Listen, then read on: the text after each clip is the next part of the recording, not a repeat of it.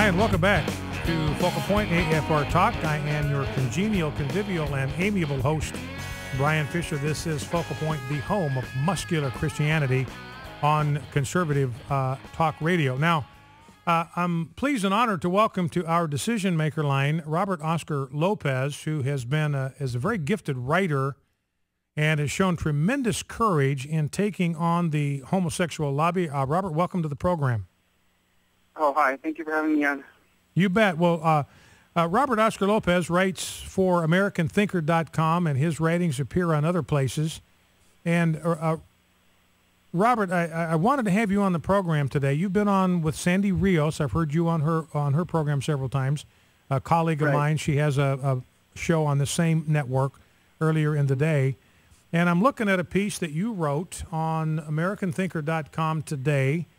And the headline is "Stop Crying Over Mozilla and Start Fighting Back."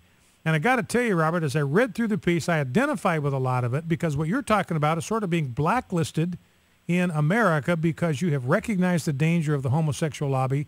You've taken it head on and sort of been blacklisted even by some pro-family groups. And I think, frankly, a similar thing has happened to me here in the United States. But tell us what the theme of your piece is here, and some of your observations about why the gay agenda has been able to make the strides it has made in America may not just be because of the aggressiveness of the homosexual lobby. Explain.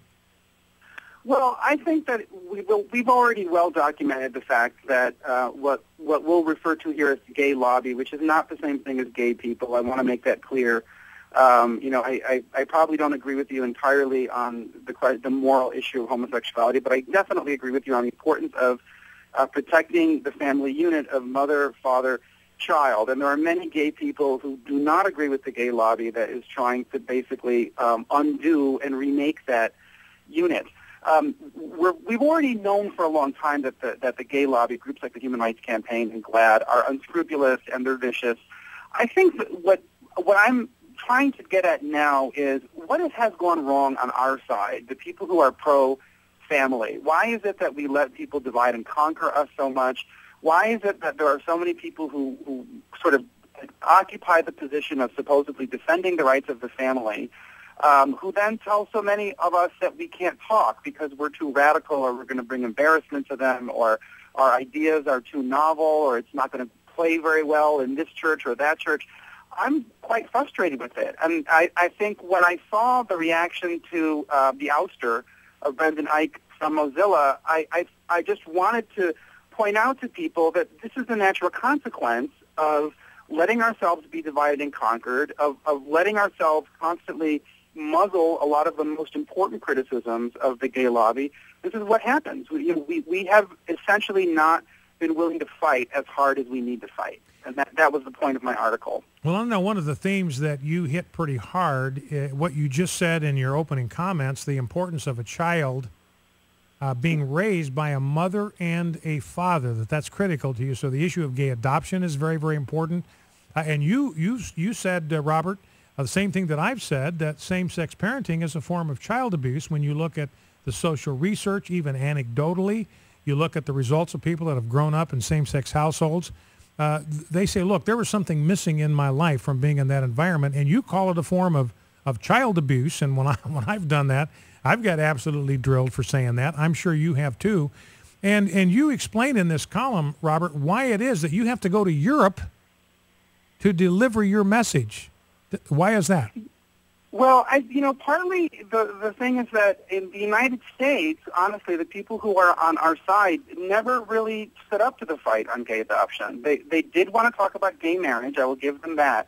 And the debate focused a lot on gay marriage, focused a lot on religious freedom and on the moral question of homosexuality itself. But in Europe, that's not the focus. In Europe, the focus is almost entirely on what are the human rights of a child. A child, first and foremost, has to be placed in the care. It has to have a relationship to its mother and father that is respected before the state can intervene and replace one parent with another. And when you're replacing a mother and a father with two people who are of the same sex, at least one of whom is not related to the child, that's a very drastic step. And that's a step that causes a lot of dislocation and a lot of alienation and a lot of stress on the child. And in the United States, the people who are pushing gay marriage have continually acted as though that transaction is neutral, that it doesn't have any effect on the kid, which is ridiculous when we look at the research into adoption and divorce and third-party reproduction. Even completely outside of the gay parenting context, we know that there's always a sense of loss and a longing that a child feels when one of its parents has been taken from him.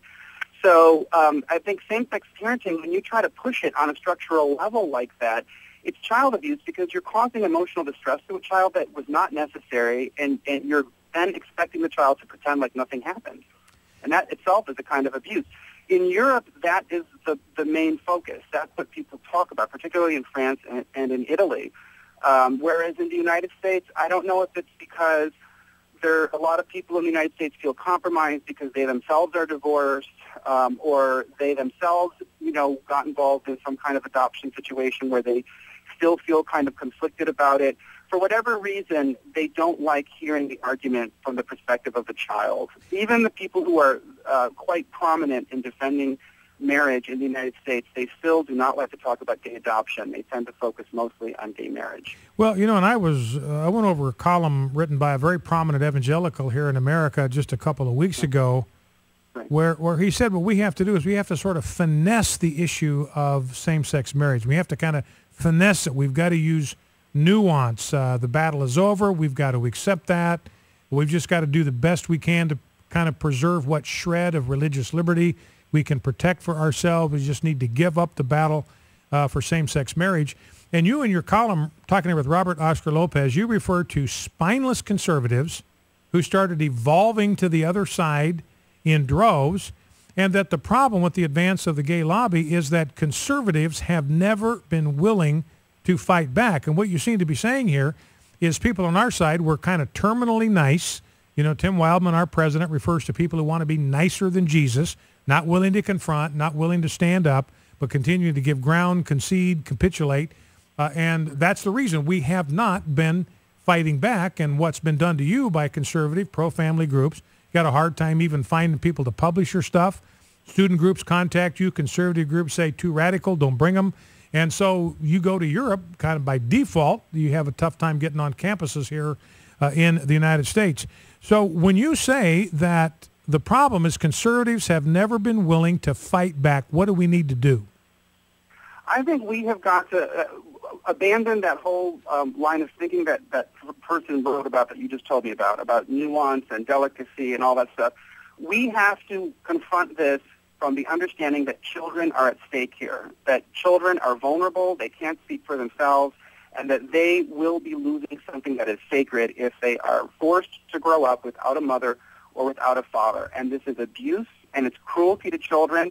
And if we are weak, and if we're compromising, and if we're trying too much to build bridges and to understand why it is that there are gay men who are buying children through surrogacy contracts, or why there are lesbians who are designing children in sperm banks, if we're too nice about that, it's not just that we're sacrificing our own conscience, we're also endangering people who need us to stand up for them. And we have to approach it from that perspective. If I were going to get specific, I do think that maybe we should emphasize the religious argument a little bit less, because I have noticed that gay advocates love to get into debates with us about religion because they can just draw us into some kind of scriptural debate and then say that, we're just being Bible thumpers or whatever. I'm not saying that religion doesn't have a place in it, but I think we do have to give a lot of focus to the child in it. To the extent that religion can contribute to that, that's good. But we shouldn't ever get into a debate where the child is not even part of the equation. And I was struck when there was the public responses, huge public rallies in France a year or two ago on behalf of children and against same-sex marriage. One of the slogans that they used was the rights of a child trump the rights to a child.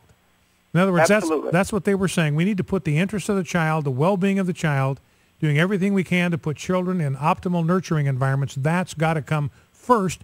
And you even refer here, I don't know if the word is narcissistic, but sort of the selfishness. Yeah, gay parenting is built on sheer adult selfishness, and we've got to be more mature than that in discussing this issue. Yeah, absolutely. And, I think part of it is, quite frankly, that people in the United States, a lot of adults, feel very guilty because they themselves have been incredibly selfish, even if they're not gay. I mean, they've been divorcing for stupid reasons and making the kids go back and forth between an apartment and a house every other week. And a lot of them have been playing fast and loose with kids themselves, and they feel guilty, and so they feel like they don't have a place to criticize the gay parenting movement. But the difference is that the gay parenting movement wants to make this a de jure principle. They want to change the laws to basically make it so that the child has no right to a mother and a father. That's different from heterosexuals kind of being sloppy and doing things that are irresponsible. This is a huge legal change that will permanently alter the identity of every single person born in the future in the United States, because every single person is not going to be defined according to the man and the woman who conceived them through lovemaking. Every single person being born in the future is going to be defined as which adults acquired them. One last question. Yeah. Well, one last question, Robert. We've got about 45 seconds left here. You say that if we surrender and we just retreat to the place where we hope that they will leave us alone, we will discover that even that will not work. If we won't stick up for the child, what's going to happen to us? Yeah, exactly. If you don't stick up for the children, I mean, I don't think that the gay lobby should respect us if we give up on the children. Because let's put ourselves in the perspective of the gay advocates, right? What do they see when they look at us? They see people who are cowering, who are afraid of defending children. Of course you're going to go in. You're going to have no respect for people like that at all. You're going to go in and destroy them with impunity.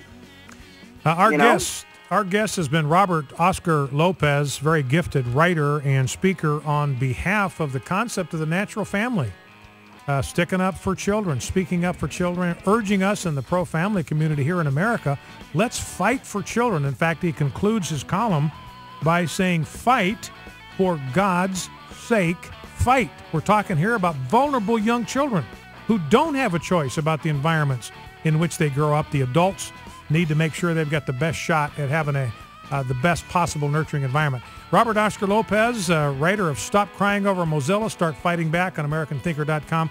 Thank you for taking time to chat with us, Robert. All right, thanks a lot. Have a good day. You too. Bye. Focal Point, AFR Talk. We'll be right back.